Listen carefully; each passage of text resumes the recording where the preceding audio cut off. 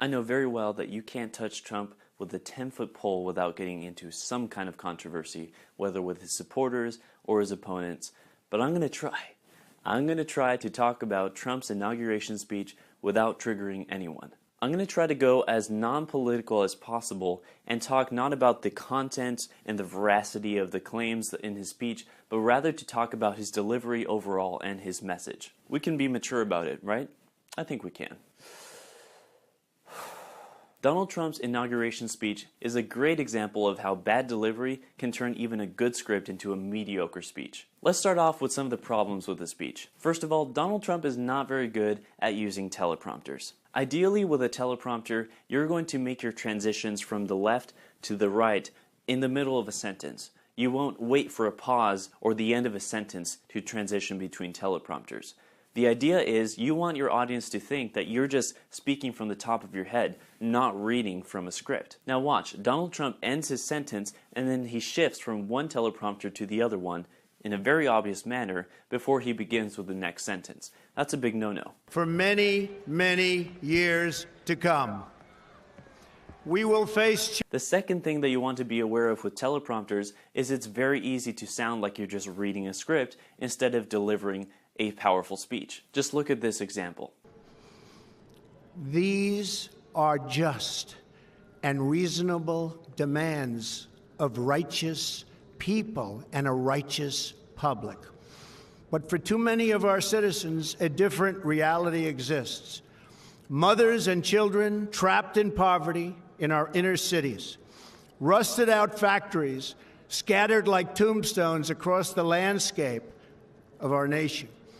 An education system. The second problem with Donald Trump's speech is that he's not very good at handling audience applause. And here's the thing, with presidential speeches, you're going to have a huge audience, and the audience is going to want to clap as many times as possible. Like, that's the only way they even stay awake. Unfortunately, Donald Trump squashed many moments where the audience was beginning to clap, but then he kind of stopped them by just continuing on with his sentence or continuing on with the new thought. For all of our people,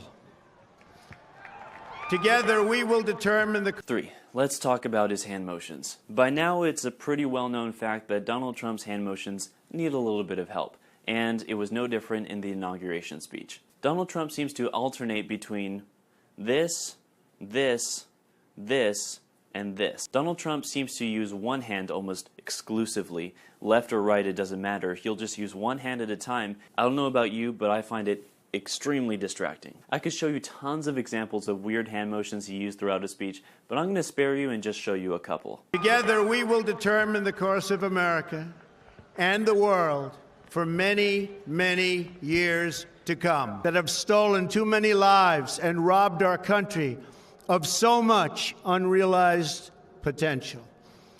This American carnage stops right here and stops right now.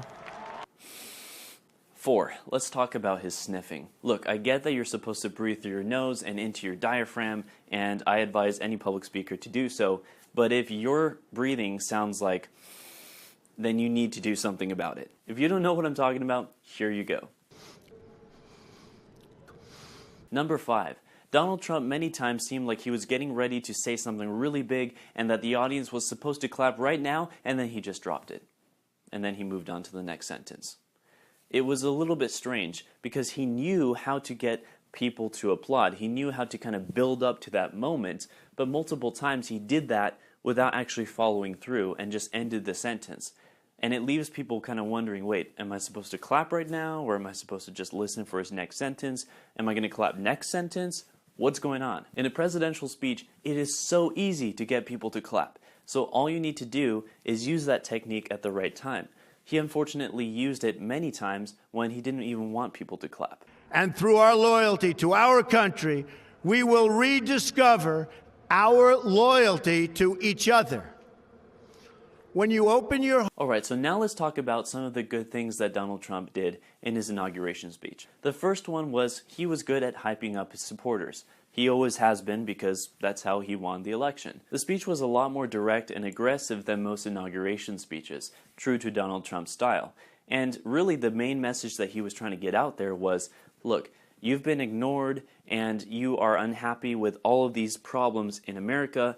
Now that you've elected me, I'm going to actually listen to you and we're going to make these changes. You don't have to agree with his policies or agree with Donald Trump. You don't even have to like him to understand that that's a good message for his supporters to hear. So in that sense, he did a good job. The second thing that he did well, and this is a personal favorite of mine, was that he gave a shorter speech than usual. It's very difficult to get a modern audience to really pay attention to a speech that's longer than 15 minutes. And Donald Trump went just for 16 minutes. His inauguration speech was the shortest since Jimmy Carter's in 1977. The third thing that I liked in his speech was the more positive tone on the second half. While I think the first half was overly negative and kind of aggressive towards the current system, I think in the second half he took on that more positive tone. If he wants to rebuild his image, he's going to have to keep using that positive tone and talk about how we will work together to rebuild our country. Not everyone will buy it, and his opponents certainly will think it's disingenuous. I think he could turn around people's impressions of him if he continued to use that kind of positive rhetoric. The final thing that I think Trump did well was integrating his Make America Great Again campaign slogan into his inauguration speech. At the very end of his speech, he used the technique called anaphora to build up energy in the audience and to build up the energy of his speech in preparation for that campaign slogan, Make America Great Again. Together, we will make America strong again. We will make America wealthy again. We will make America proud again. We will make America safe again. And yes, together, we will make America great again. Overall, I think Donald Trump's inauguration speech was a step up from his average speech, but still not very good. Well, I hope no one's too offended by this. I just wanted to take an objective look at Donald Trump's inauguration speech and say what is good and what is bad and what can you learn from it.